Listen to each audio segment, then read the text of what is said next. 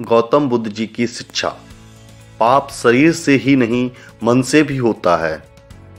बहुत समय पहले की बात है, भगवान बुद्ध के 3 शिष्य उनसे मिलने जा रहे थे।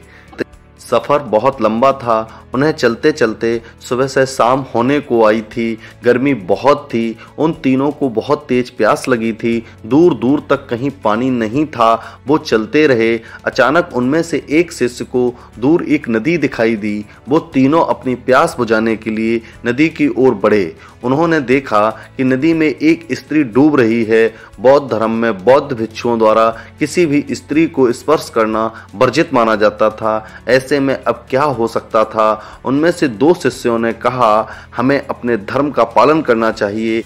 इस एक स्त्री को बचाने के लिए हम अपने मर्यादा को त्याग नहीं सकते। अगर यह मर जाएगी तो कुछ नहीं होगा, परंतु अगर हमने इसे बचाने की कोशिश की तो हमारी वर्षों की तपस्या समाप्त हो जाएगी। हमें अपने प्यास बुझाकर यहाँ से चलना चाहिए। उनमें से तीसरा शिष्य दयावान था। उसने कहा, मेरा धर्म क्या कहता है यह मुझे पता है, परंतु मेरा मन यह नहीं कहता कि कोई तुम्हारे सामने मरता रहे और तुम उसे खड़े होकर देखते रहो। ऐसा कहकर वह उस स्त्री को बचाने के लिए नदी में कूद गया। कुछ देर प्रयास करने के पश्चात उसने डूबती हुई स्त्री को पकड़ लिया और अपने कंधे पर सहारा देकर उसे बाहर निकाला। दोनों शिष्यों ने उसका बहुत मजाक बनाया और कहा कि अब तुम्हारा धर्म नष्ट हो चुका है। अब तुम हमारे साथ रहने लायक नहीं रहे। तुम हमसे दूरी बनाकर चलो, नहीं तो हमारा धर्म भी तुमको स्पर्श करने से नष्ट हो जाएगा। उसे उनकी बात सुनकर बहुत दुख हुआ, परंतु उन्होंने उसे कुछ नहीं बोला।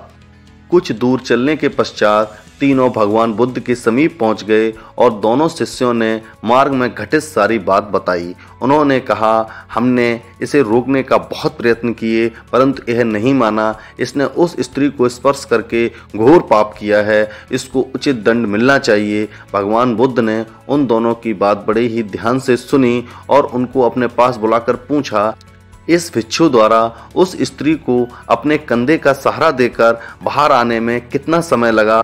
दोनों ने एक साथ जवाब दिया, कम से कम उसको बाहर तक लाने में इसको 25 मिनट का समय लगा होगा। भगवान बुद्ध ने फिर पूछा, इस घटना के पश्चात तुमको यहाँ तक आने में कितना समय लगा। दोनों ने फिर से जवाब दिया, यहाँ तक आने में हमें कम से कम 8 घंटे लग गए होंगे।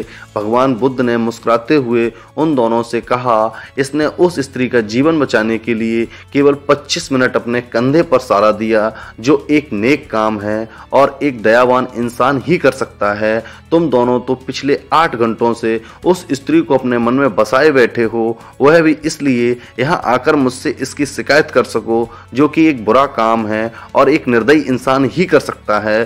तुम दोनों ही बताओ मुझे कि तुम में से बड़ा पापी कौन है। दोनों शिष्य निरंतर हो गए। वो समझ चुके थे कि पाप शरीर से नहीं मन से भी होता है।